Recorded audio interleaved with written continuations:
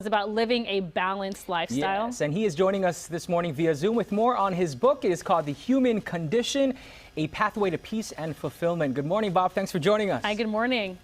Good morning. Thanks for having me. Oh, our pleasure. So you've got your brand new book out. You've worked in Hollywood for many years. Tell us about this book. What inspired you to put it together? Well, I had an interesting time growing up. I was at 8 years old. I went to live in Iran, and I lived there for about 7 years.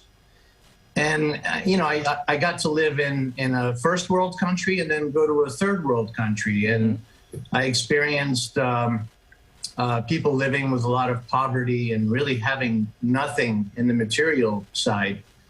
And what struck me was how happy some people are when they don't have material goods or they're not from a higher socioeconomic background.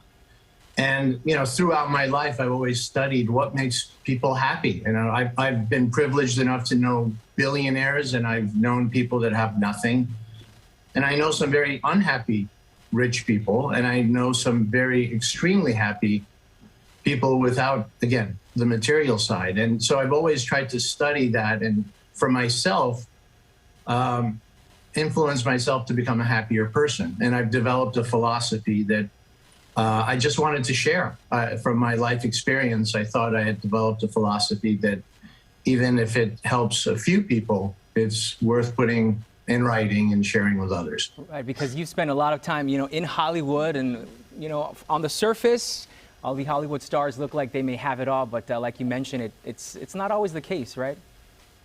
No. In fact, that's another component of the life experience is, you think, especially actors and actresses, that's really what they want. They want that fame and recognition, and sometimes they have it all. They have the money, they have the fame, recognition, and they're still relatively unhappy. And happiness, at its core is a state of mind. And we are predisposed in certain ways as human beings, and that's why the book is called The Human Condition. We have propensities, and some of those make us unhappy, jealousy and pride and things like that. And yet our minds are so powerful that we can actually overcome our natural tendencies and change our attitudes to become happy. Absolutely. Hey, Bob, I was in LA recently, and I was at a coffee shop, and I was reminded very quickly after living there in the past how at every single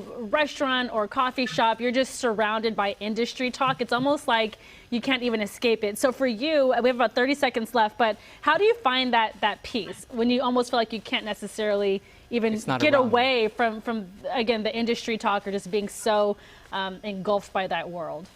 It's interesting that you felt it. Yeah, it can be all-encompassing. It can take over your life to a certain degree. That competitive nature of what's going on and what am I doing and what am I missing out on. And you have to kind of use your own mind, the power of your mind, to let go of that rat race, so to speak. But more than that, there's so many smaller ways that I think we can change our attitudes and our mindset and find contentment in life.